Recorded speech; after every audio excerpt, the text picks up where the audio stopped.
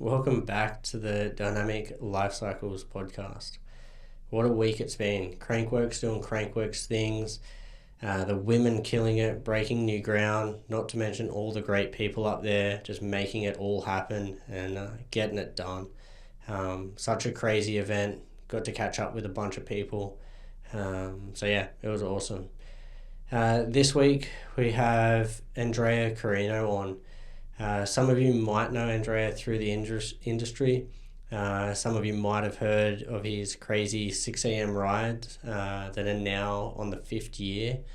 We'll dive into a bunch of different stats and what the ride's about and just how good of a community that has been created around this 6 a.m. ride. It happens twice a week, happens both on the Tuesday morning for Mount Fromme and then also on Thursday morning for Seymour. And essentially the biggest thing that I would say is it's not as crazy as it may sound to get up at that time and actually go and ride your bike. It actually is quite fulfilling. You feel awesome after. You feel like you've achieved something before 8 a.m. And it just sets you up for a great day. I highly recommend if you're in the Vancouver or surrounding areas to go out and try it. Whether you want to hit me up and I can get you in contact with Andrea, or whether you just show up and ask for Andrea. He's there 99% of the time, if not all the time.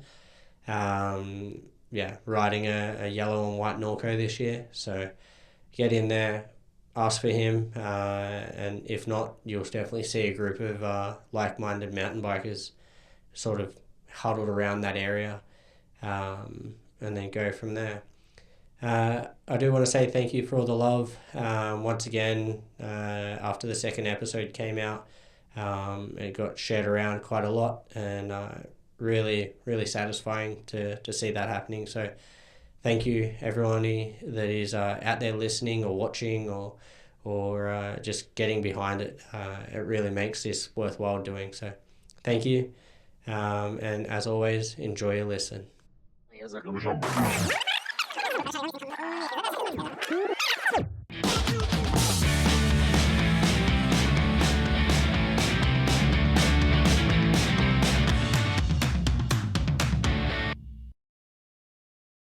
right, Andrea, how are you? I'm very good. You? Yeah, pretty good. I think this is a bit of a long time coming podcast. We've been talking about it for, I don't know, quite a long time. Quite a while, yeah. With the Steed one and now this one, it's all came about. And Very honored to be your guest. No, thank you. How'd you go today? Did you get out in the rain?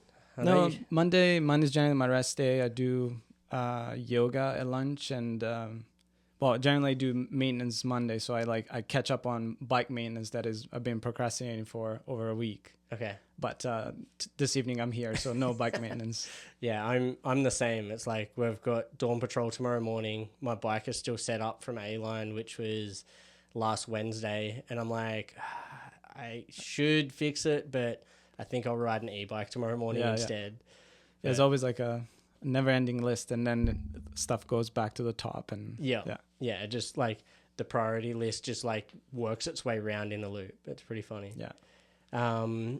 So I guess obviously, as just mentioned, like Dawn Patrol, big reason why I got you on, but also just your life in general is insane. I feel like you're one of these people that if I was to not know you and follow you on Strava, I would expect you to be essentially a professional athlete. Like the amount of riding you do, and as you say, like you just mentioned, like you do yoga on Mondays, and it's just like all of these other things that keep you so active. Like, and then you've also got a young girl at the 9 months old now. Yeah. So it's like not only is it just like your personal lifestyle, but then a full family as well. Yeah. Well, I'll start saying like I have a super supportive wife that let me do all the fun stuff. Before the baby, I was like around like 20 to 25 hours of riding a week. And now we're like 15, 17. But the intensity is much more because like now you have a 2-hour window. So it's like go time and you're try to be more efficient with your time, and there's too much riding to be done, so I can't stop. It's impossible. It's not my fault. I just can't get over how much motivation you have to be able to do that amount of riding. Like, I know when I was training full time for like marathon cross country and things like that, like my big weeks were up to 30 hours and my small weeks were 10 to 12 hours. But to do that consistently, and yes, you do a little bit of racing, but it's not competitive focused. It's all for fun. It's like a mainly. Yeah, and I'm enjoying like the training aspect, even if I don't have many races. In the past, I was doing like something like 10 a year, and then with the baby, like this year, for example, I had 3 races in my calendar. But even then, like the part that I enjoy the most is preparation, even if it's not many races. And then because I'm a jack of all trades, master of none, I need to keep on top of like my physio routine, my gym and strength routine. And then if I stop riding for a week, like I will not remember how to ride a bike. So I'm not talented by any means. So I need to like keep on top of it if I want to enjoy to the level that I'd like to enjoy riding. And yeah, again, it's a part of the fun for me, just like being out there and nature and in general. Yeah. And then when you talk about like jack of all trades, master of none, you still can get down a hill very well. But explain that? Because I feel like I'm a bit of the same style of rider where it's almost any bike goes. What is in your quiver? Like, what do you got? To keep it fresh and interesting, my goal every week is try to ride all my bikes in a week. So that entails into mountain, of course, gravel, road, commuting, and a bit of dirt jumping or pump track if I can squeeze it in. But in the summertime, there's too much riding to be done outdoor that the dirt jumper suffers a bit. Yeah.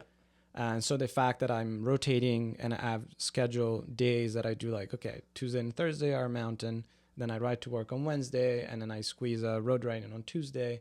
And then the weekend is kind of like mainly mountain. But again, like try to keep this rotation going. So that keeps me motivated to be like, oh, I haven't gone out on a road bike this week yet. So like, let's get out here, because it's a completely different style and discipline, of course. Yeah. So that what keeps me the motivation up, and the fact that we do live in a spot where any sorts of riding is top notch. So not just like, oh, it's a good mountain bike trail, but like you can climb up a hill, you can have like forest road that goes 4 miles, and all sorts of different aspects that make me more willing to get out and like wake up early in the morning, even if I had a hard day, and just get out there.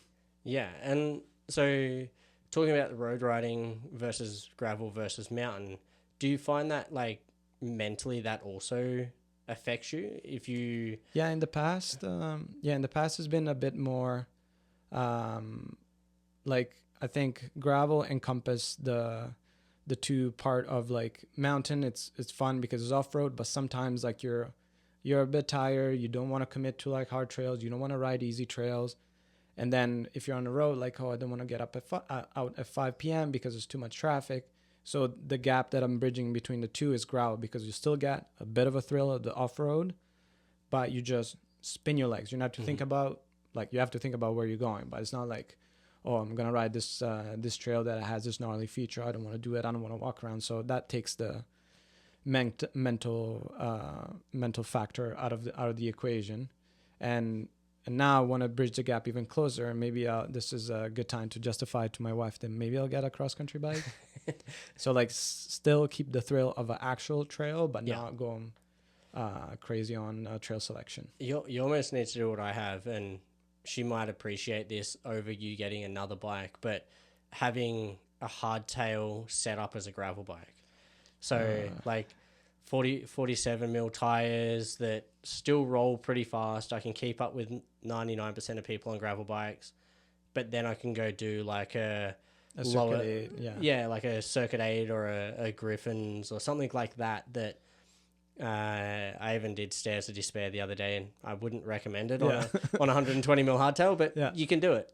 Yeah, that's a possibility. But my thing is like I like the right gear for the right application. Yeah. So like if I'm on a road bike and I touch a bit of gravel, I'll burst into flames. And same as when I'm on a gravel bike, my slowly goal is like to keep on off road as much as possible. Otherwise, again, I'll burst into flames. Yeah, the whole floor is lava happens everywhere. That was something I wanted to get into later, but that's a perfect thing to talk about. You are what I want to call a perfectionist with all of your gear. And every time I see you with whatever bike it may be, you look like you are the stereotype of that rider.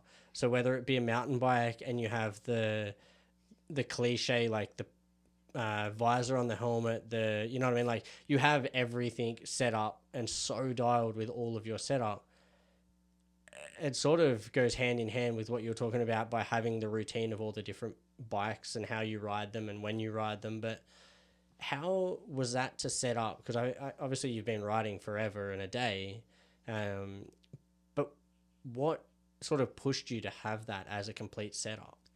Well, one of my former boss, one of the first job that I had in the bike industry here in Canada, taught me that the fact, like, even if you're whatever level of shop employee, you're like a billboard for that shop in this case. Mm-hmm. And what one perks of our industry is like to like cater your style and your gear to the right point, so people that they're not as privileged as us and they have to they don't have access to the deal and the material that we have. They can look up to you and be like, oh man, that guy looks styled, it must be in the industry. Yeah. So that is my main goal. Also, like I don't like at all look janky. So like I made a point to like have the helmet straight and the glasses and like never two different brand of top and bottom and things like that. So that's my MO of whatever bike I'm riding. Yeah. Yeah. It's funny you say that because I tried to give you I think it was a POC jersey the other week for like a Norco North Shore POC branded jersey. And you're like, nope, I don't have POC shorts. I can't do that. Yeah. Yeah. Yeah, I used to have. Yeah, they need to match, same as for road or gravel. Yeah, but maybe Pocket's been doing some little segue, but it's been doing some good soft good, and their sizing chart was all over the place, and now they're kind of realigning. So maybe I can fit some of those, because the problem for me is like you can take a guy out of Europe, but you cannot take Europe out of a guy. So like, my 28, 27 pants needs to be tight, and same as for bike gear, I can't have loose stuff. Yeah, definitely.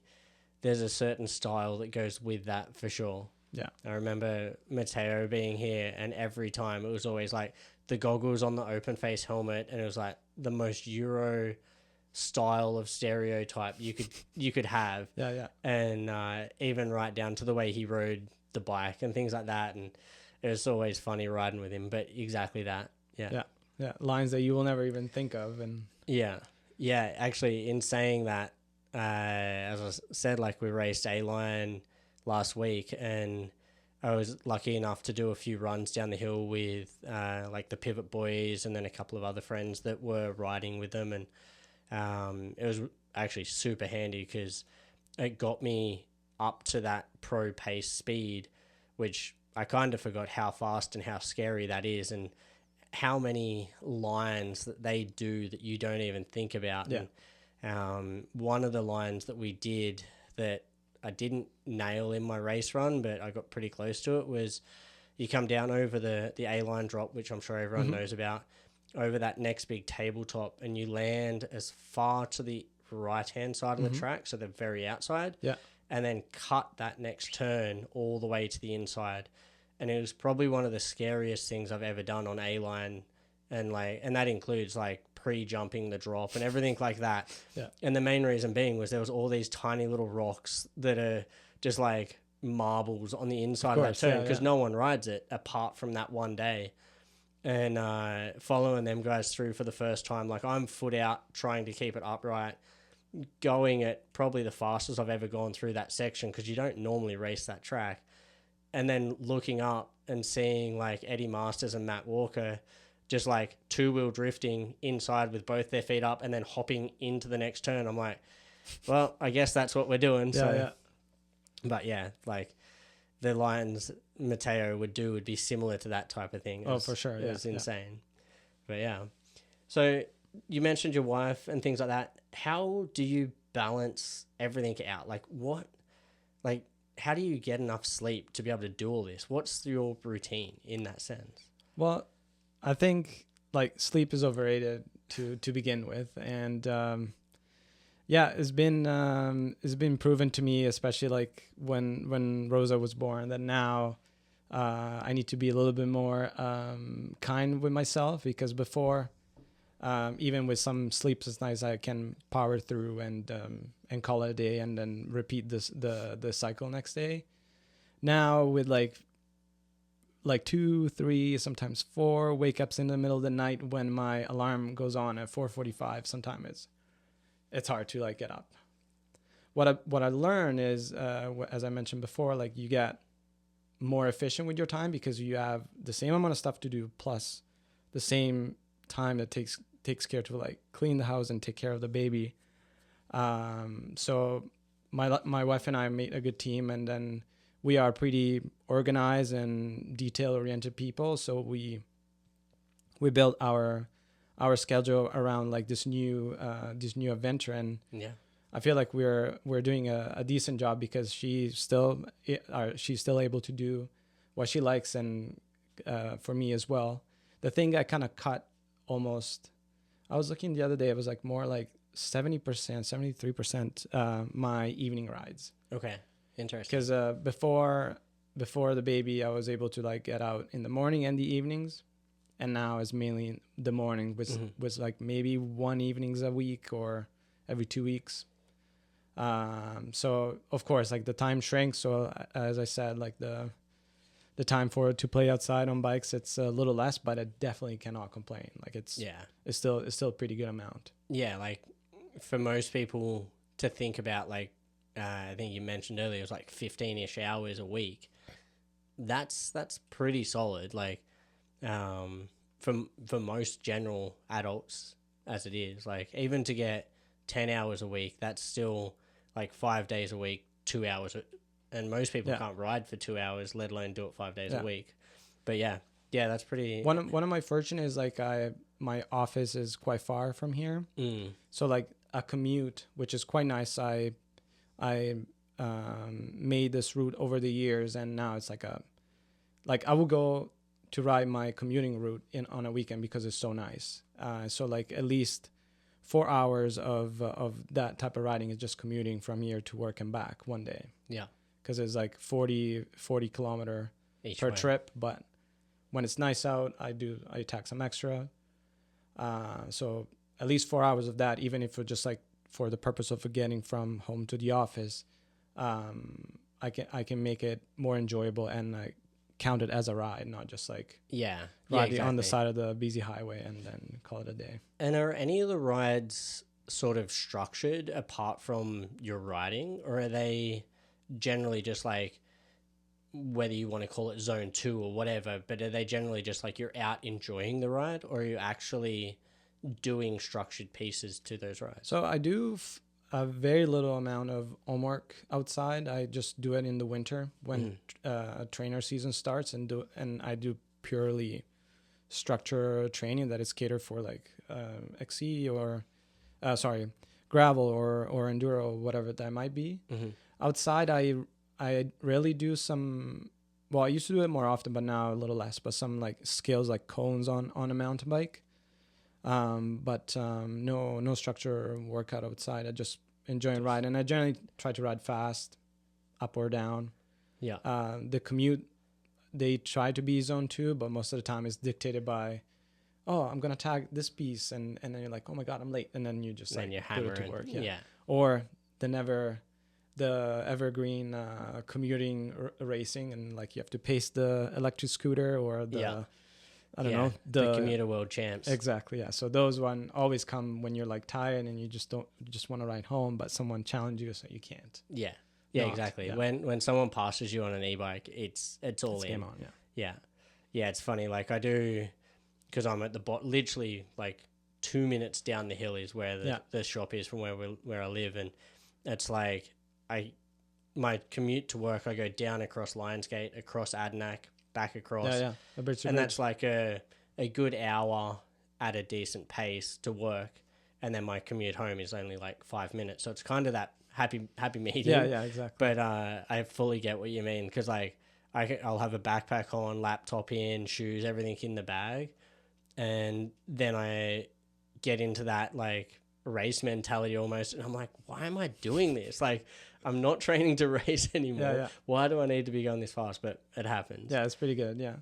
And also like again, I'm a huge fan of shutting it off. Like we're all living a pretty busy life, and like the commuting aspect makes me not think about anything work related or anything. I mean, just like me and my bike out for a ride. I will eventually start thinking about dinner when I cross the bridge. That's generally what brings me up the hill. Yeah. But another aspect of just like purely enjoy without thinking, because if you're sitting in your car in traffic, you're like thinking about the shitty day that you had and the next meeting that you have, and with bikes is all like eventually you pick up your phone and you're looking at emails and all sorts of things. Yeah. But I fully agree. On the bike, it's like it's almost like you escape from reality for a little bit, and I'm sure a lot of people listening can relate to that. Yeah, for sure. Yeah. So let's talk a bit about Dawn Patrol, because this, I don't even know. Actually, let's go one step back. Like, I can't even remember where I met you. I'm guessing it's through Matteo. I think so, yeah. And then not long after that, because that would have been around 2019, and then 2020 was when you started Dawn Patrol, is that? Yeah. So take me through the beginning of that and why you started doing that. Okay, so 2020, as everyone knows, like the COVID year. Unfortunately, my mom passed away at the beginning of it, like right before the entire world shut off. So, and then like I flew back from Italy back here, and everything shut down, and we started working from home, and was a rough time for me. I was struggling being out for most of the day. I was just like needed an outlet to just like, I don't know, vent some energy to be out, because again, it was a rough time emotionally and physically and everything. So because the restriction, of course, everyone was recommended to not spend some times around people. I start riding every single day, starting at 5:30.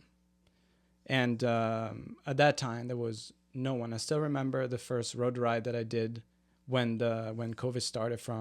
I actually used to live not far from here, but anyway, from here to Horseshoe Bay and back, and I on the way there and back, I did not encounter a single car. Because I remember that. It was again like full blown COVID, and at 5:30, most of the people are still sleeping. So, and then I also like not just the fact of me able to burn some energy and stay outside with my own thoughts. It was also super nice, because I felt like I had either the roads or the gravel roads or the trail just for myself. No one inside. Like I will rarely bump into anyone. And even back then, even if you bump into someone, you just like kind of stay far and just be kind and polite in way, but nothing else. So that started a rotation of, again, going back to the keep it fresh and rotating. I start on a rotation of like road, mountain, and gravel, road, mountain, and gravel throughout the week. Mm-hmm. With a active recovery day of a Friday that I was doing, I was riding my gravel bike to a spot in the forest and just making my coffee with my camp stove. And then going forward, I started pick up days. So like Tuesday and Thursday are going to be my mountain bike day. I do whatever I want the rest of the days, but Tuesday and Thursday are just mountain bike. And of course, back then, I kept it pretty mellow because I was mainly on my own, and mainly like the last place I want to end up was in a hospital. Yeah. So I started structure my week around those 2 days. And shortly after, I think like maybe June or July, no, probably June 2020, a good friend of mine and former coworker and current pink bike video and photographer, Tom, start joining me. Okay. So at least like we were, of course, meeting separately, like kind of keep it distance and all that jazz. But at least it was the two of us, and then him as well, like was itching to get out, and it was kind of reluctant at the beginning, but I'm annoying enough to. I didn't realize he was essentially the second Dawn Patroller. Yeah. There you go. And Tom is a much better rider than I am, and I still remember how janky he was riding like early in the day, because it takes a bit to get into the groove, especially like with the technical trail that we have around, to just like function at that time of the day instead of just like cruising along on something that you do on with no problem on in the afternoon. And later that year, and join us. So it was just the three of us, mainly by myself, but max of 3 people. Yeah. I didn't keep any stats or anything back then, but it was generally like the 3 of us doing a ride on Tuesday on Fromme and on Thursday on Seymour. Yeah. And then the second season, so 2021, like restrictions were kind of like a bit fluctuating. Yeah. So long story short, like the most attendance we had was 5 people. Yeah. And those 5 people are the one that I consider like the godfathers of Dawn Patrol, which is myself, Tom, and Brett, and Dave. Okay. Yeah, yeah. And then all of a sudden, from season 2 to 3 went kind of exploded, because I think appealed to a decent amount of people there around me. So when did you start doing the Instagram stories? Was that in season 2 or was that season 3? I think it started already on season 2. The jokes were on the jokes were started in season 3 when I had like a little bit more. Because I think that's what got together. I think that's what got my attention. Because I think I started in season 3. Yeah, I think it was season 3. I started joining it, and that's what got my attention, was the Instagram stories of like, these are all the people riding at 6 a.m. and it's like, all right, I guess this is what we can do. Yeah. And also season 3 add the first sticker. And membership card, because 1 and 2 season were just like just chill, show up. Yeah. And I got the idea of making membership cards that I would tick every time you show up, and they have rewards. So like 3 times you get the stickers, at 5 times you get a coffee, at 10 times you get access to Maintenance Monday, which back then was a little bit more consistent, but now it's like a bit all over the place. So maybe that side also attract a little bit more people, but few, I would say like Dawn Patrol curious came and realized how nice it is, because back in I guess 2022, Trail Network were still like pretty busy from like the boom of biking and COVID, and at 6 a.m. you can enjoy the trail mainly by yourself and a group of friends. And also just the fact of like starting the day with a decent ride or workout or whatever makes you feel like $1 million.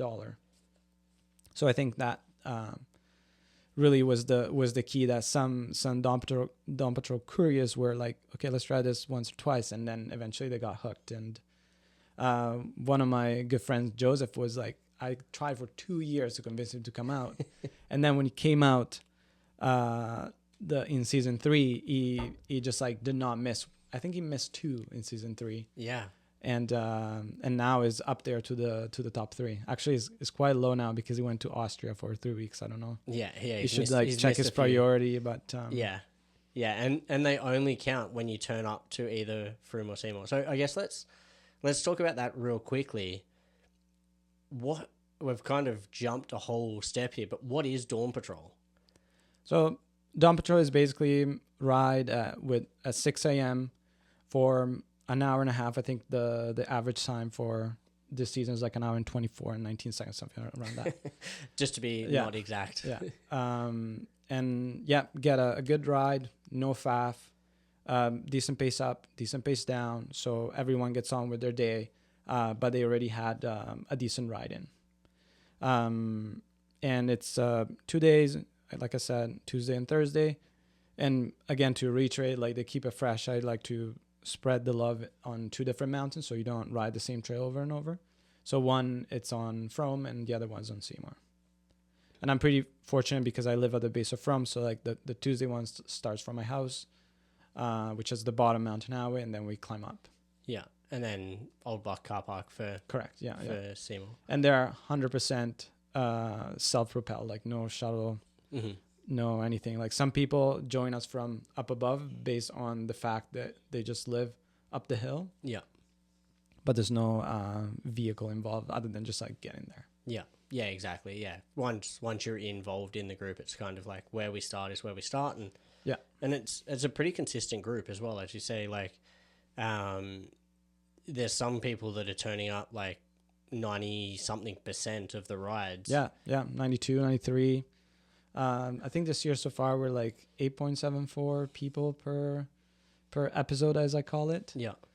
And then we had like a 6.4 the years previous, so like season 4, and then 6 season 3. But considering that 1 and 2, like the max amount of people showing up was 5 or 2. Yeah. It's quite a big increase. Yeah. So you've just thrown out a handful of stats there. What is the reason behind all the stats? I think functionally none. I don't know. I like to keep track of a lot of things, and just because we have this like like super consistent group, it's nice to see like historical, like a lot of things. So I track attendance, and then each rider is percentage of attendance. I track temperature, wind, weather, like overcast cloud or whatever, and of course like all the normal metrics that everyone will track, so like kilometers, elevation, and duration. Yeah. And then I do have a end of the season gala where I present my people like super interesting stats, so they'd love it. And then I'm gonna cut in there, and the stats and the way you present them are some of the funnest stats I've ever heard. It's great. It is good fun. Yeah, generally like because sometimes if you give people numbers like, oh, we rode almost 600 kilometers, but you want to know like how many Tom's vans stack on top of each other is 600 kilometers, and a few things like that. So yeah, it's a way to keep it fun, and I don't know. Yeah, it's I'm an Excel guy, so like I can everything. Yeah. Especially something that is so trackable like this, so like you can the metrics are so solid that you can create a very, I don't even want to call it simple database, but let's just say you can create such a database because the metrics are so like individual and like whatever you want to call it. And also I use it just again for fun, for memories, like whenever. So tomorrow will be episode 25. So like I go like, oh, what was episode 25 a year ago, 2 years ago? So do you see many patterns with that sort of thing? Like, is there patterns for like certain times of the year versus certain weather, and like do you see the patterns in that stuff? Or I just check mainly temperature to see like where was the heat wave one year, where was not. But I don't go that granular on climate. I like to see maybe at the end, like I generally like to see like the length and the elevation and the duration. Mm-hmm. So like for example, so we did 24 episodes so far, and the average of the entire year last year was 14.87 kilometer. Yeah. And even if we're only 24, so we have a few to go, we are already around like 14.46 or something like that. Okay. So, and it's been a constant increase of length, elevation, and a shrink on duration. So we've been riding faster and faster. Mainly just. And that was one of the stats maybe last year at the gala was the mountain highway stat. I can't remember what it was. I don't know if you remember off the top of your head, but I think it was it was like a 9.8% increase of speed. Yeah. But mountain highway it's a tricky one to get because it's brutal and you just want to get over with. So it's not, it was easy to like gather the attention for my presentation, kind of like a clickbait, but maybe I should like cater to something like in the middle of our climbing path to see like how actually we go through a section, rather than just like something that is upright and you just like need to get through and you just go up. Grinding it out. And it's quite funny because the group almost splits in two for, I don't want to say that the people that don't talk are not morning people because they're up at 6 a.m. riding their bike, up earlier to then get there for 6 a.m. But it's like the people, and I'm one of these, that it's kind of like just get me to the top of the hill and I'll be awake by the time I get to the top. And then the others, like you get like Doug or someone like that that's just like chatting away and you're like, all right, dude, you've had 3 lines of cocaine already this morning. And it's like... That's a great though, because our group is as like everyone is his own character and together works pretty well because we've been doing this for quite a lot. And last year we had 20 active riders, and active riders, the qualifier for active riders show up more than once. This year we have 20, but with like 5 new people. Okay, interesting. So like, every year there's someone that comes and goes, very few actually.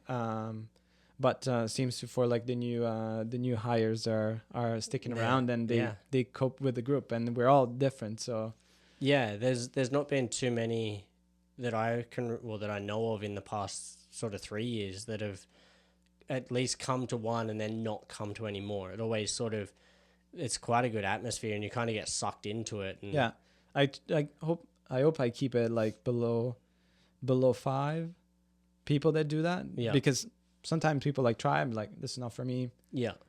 So we had a few like that, but and then I guess to add to that, skill level wise and trail wise and things like that, like it's not like we're riding green trails by any means, but I feel like the pace, as you said, is quite a good pace, but it's not sort of tear your eyes out fast. No. Yeah, like everyone respect each other. So we all, because we're doing before work, everyone knows that. Yeah, you can't like spend 15 minutes at the top talking about your cat or your expiring milk or something. So everyone has the same objective to put a good ride in and get on with their day. So like just that goal, which is across everyone, levels out the playing field in terms of like differences and expectation for the day, if you want to call it. Yeah. And again, like we more like our skill level. Of course, we're riding with some pretty talented riders like yourself or others. And so like maybe for those kind of people, some rides it could be dumbed down based on the trail choice. But again, like the novelty is like being out there and out there early in the morning enjoying the forest. So everyone just enjoy it their own way. Sometimes someone on the lower end of the spectrum pushing their limit on riding something that they wouldn't feel super comfortable to do at 6 a.m. because there's also that part. Yeah. Because sometimes like some we don't do warm up trails because you just need to get on with it, and sometimes is that end or the other end to push their boundary. Yeah, and I find like even as you say there, like some of the trails that we rode that weren't super technical, when you're in a group of sometimes like 10 to 12 people,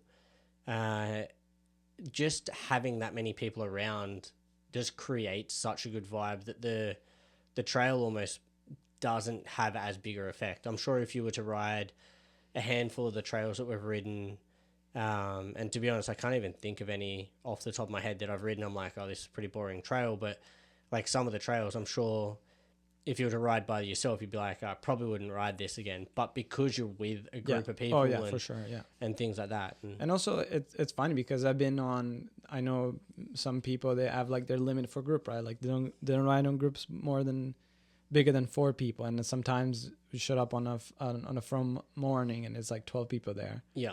But is a pretty efficient group ride. Like, yeah, there's no again, no faff. Yeah, and that's another thing. I don't think I've ever been on one where I'm like sitting around waiting to drop in, because by the time I get to the point where I'm like, all right, it's time to move along, somebody else has already made that call and we're already in the trail. And it's like, as you say, everybody's so there, I guess, to already be riding, and everyone wants to get done before a certain time so they can get home, get to the office or wherever they're going. So moving into like the season sort of 4 and 5, I guess that's where it really sort of ramped up. Like you said, season 3 really ramped up, and then 4 and 5, I guess, are still growing. Like, in terms of attendance was like again 9.8% of attendance increase. Oh no, average of 3 was 6, average of 4 was 6.4, and now we're 8.87. Yeah. So but the things that was making the graph going a bit spiky on season 4 is like some episodes were very numerous, some there don't, and so forth. And this one, even if the beginning of the season was pretty rough, because like every Tuesday was raining and like cold, so not super enticing to like get out there and ride your bike. We stayed pretty consistent throughout the season so far, and again, people just like incorporated that in their routine, and I try to make it easy. So like I know that some people like need like a little reminder or like a little piece of security to be like, okay, the ride is happening, even if the ride happens every Tuesday and Thursday. So I think a point of strength of this is like, you don't have to commit, but you know the ride is happening, so you can like be in the dark until you show up there without like sending that text like, hey, I'm coming. So like people know the ride is happening no matter what, rain or shine. So that makes it more easy to join. So you know the ride's always going on, and people show up. Yeah, and I think even for myself, I think last year I only did like 7 or 8 rides at most. But same thing, it was always like I knew it was on, and if I wasn't doing something that particular day, then I would go. Yeah. But there's no judgment if you turn up and do 2 rides or if you turn up and do 40 rides. Everybody's of that same respect level, and like it's good in that sense. So tell me, because one of the questions that I got asked, how do you go about people that turn up, that say that they're going to turn up or send you a message and ask?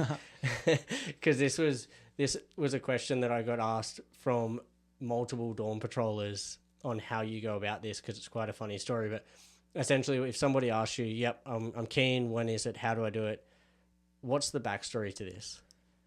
Yeah, no, like my wife I think is not very polite, but I think it's quite funny. Like I started in season 3 where like the things were really ramping up, so we're getting a little bit more attention from people, and I had so many people, 69 actually to be precise, reach out to me like, when is this ride happening? And I had like in my nose already a pre-made message, because I was getting so many, I didn't want to like tap it all the time. So I started screenshotting the message saying like, okay, I'll join you next time. Yeah. And then at the end of the season, I was incorporating this stats in my presentation at the end.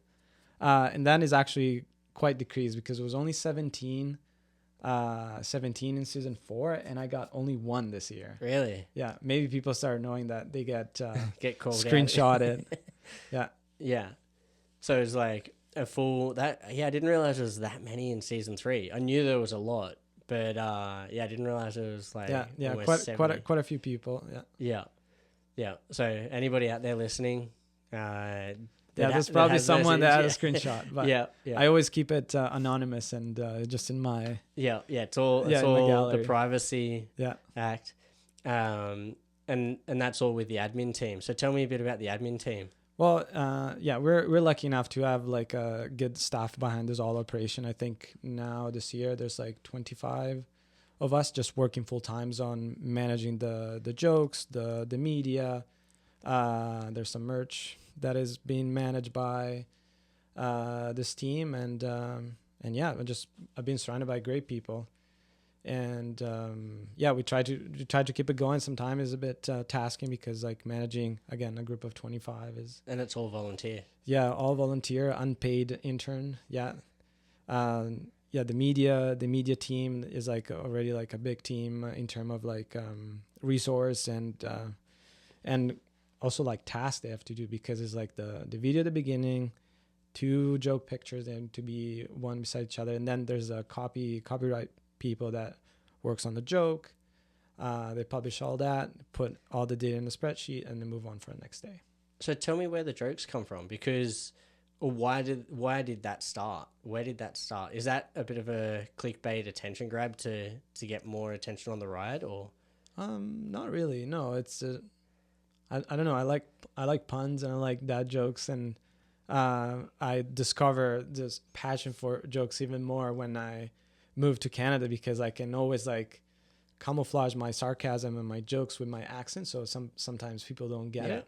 Yeah. So then I try to leverage that, and I think when I think that the first few Dawn Patrol jokes were made when someone wasn't there. So like if, for example, it was Tom and I, maybe Anne was coming. In the joke picture, I remember like hand drawing her, okay, and having telling a joke.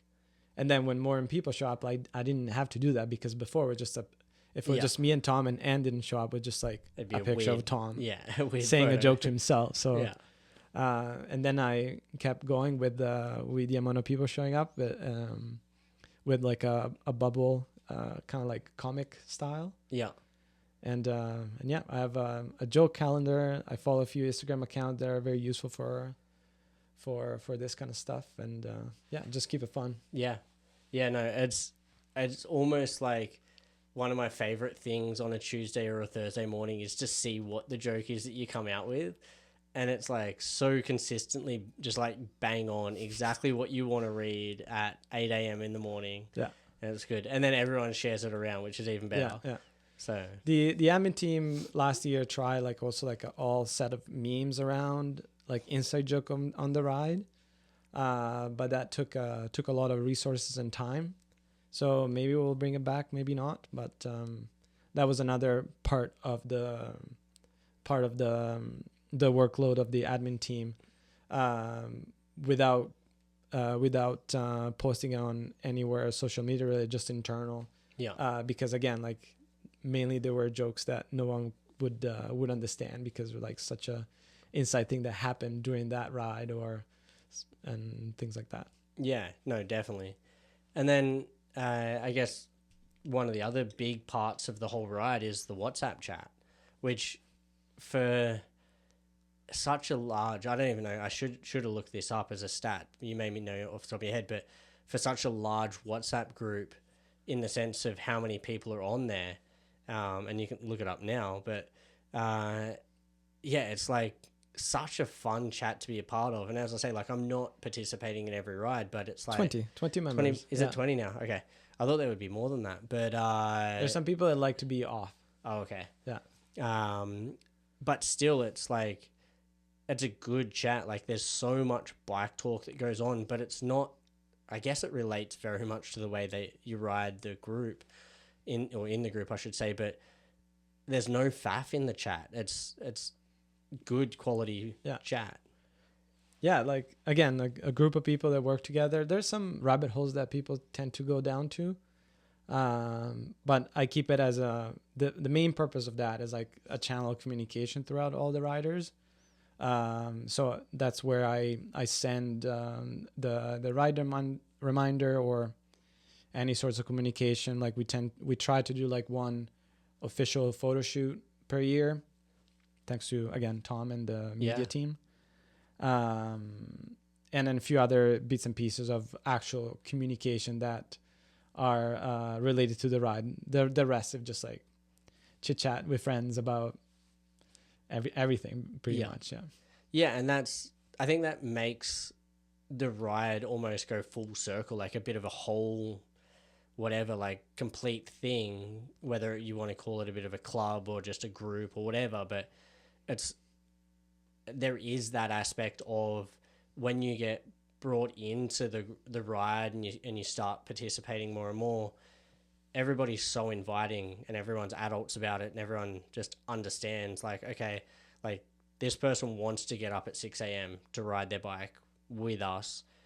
They must be doing something similar. Yeah. Yeah. And then all of a sudden it's like, whether it be a mechanical question or like I've seen Anne post a bunch of mechanical questions. How do I do this? Yeah, we don't need to go down the questions, but there's been some good ones. And then there's been like other questions of just events and like different sponsorships, and with certain people being sort of deeper in the industry than others. There's also like, you've almost got your nerds of cycling that look at Pink Bike every day, and then you've got the people that work at Pink Bike every day that balance out all of the content and comments and things on there. It's quite and fun. also it's a good platform for not just those rides, but like rides in general. Yeah.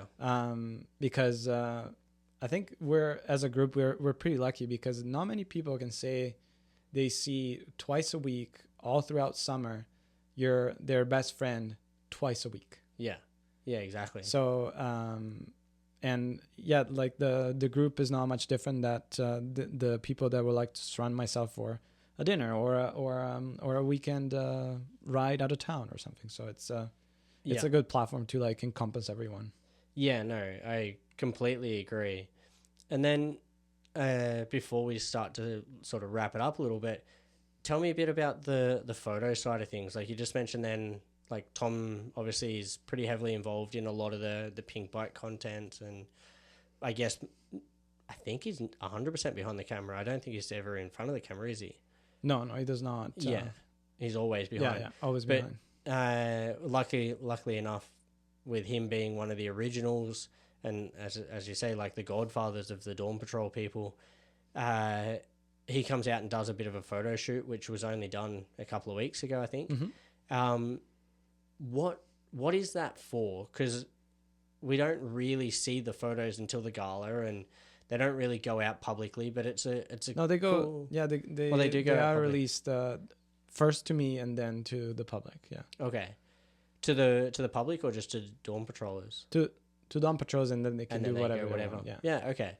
Yeah, it's a fun thing to do, and like he's kind enough to like volunteer his time for that. And I think from as a rider, it's also pretty fun to be in front of the camera. So like because we can take so many not so nice iPhone picture of each other, but when you see like the flip side of like actual professional photography of you riding, they make you feel good. Yeah. You have your own little piece of like Tom's photography art that you can print and hang it up somewhere. Yeah.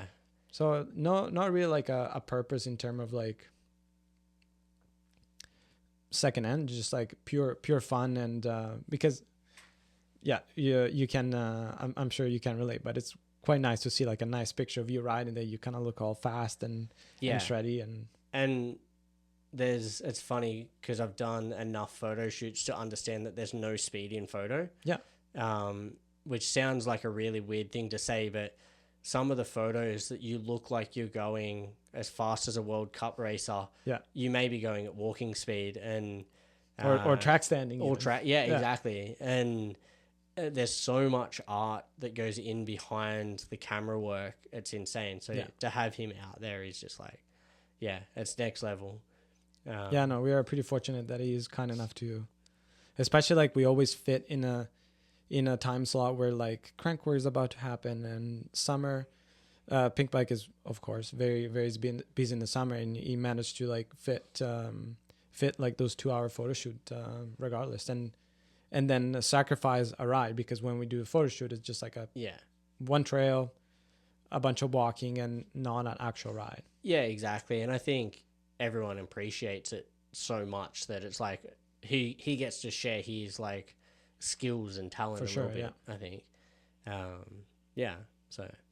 Um, so anybody out there listening, what's the best way to get involved in the ride? Contacts? What do we do? What do they have to do? Yeah, just reach out to me. Instagram is the best platform to do so. It's at Andrea Carrino. Or you can reach out to, if you have a friend in common, reach out to them, and then I'm sure I'll get there's no like actual official invite. Like you can just show up. There's no that's like you're in, you can show up. Yeah. It's always Tuesday. We meet at 5:50. We leave at 6:04 by the soccer field of Mountain Highway, and same meeting and start time, but Old Buck on Thursday. Yeah, and that's it. And the big thing is it's just a ride. There's no special entry. There's no special sign on. No. There's no actually like if you show up even once, you get the membership card. Well, this is true. Yeah, and the membership card is free. The membership card is free. Yeah, actually you get perks because if you show up 3 times, you get the sticker. It's quite a cool sticker, and then a coffee if you show up 5 times. Yeah, yeah, and that's it, and that's what I mean. It's just like such a fun ride. Yeah, so, yeah. Have you got anything else you want to add before we close it up? Well, not really. Yeah, no, I'm just very thankful that you invite me over and listen for an hour of me blabbing stats and heard my story, and no, it's great. No, well, thank you for coming on and sharing, and thank you for consistently riding your bike every Tuesday and Thursday. Thank you. I'll try my best. No, cheers.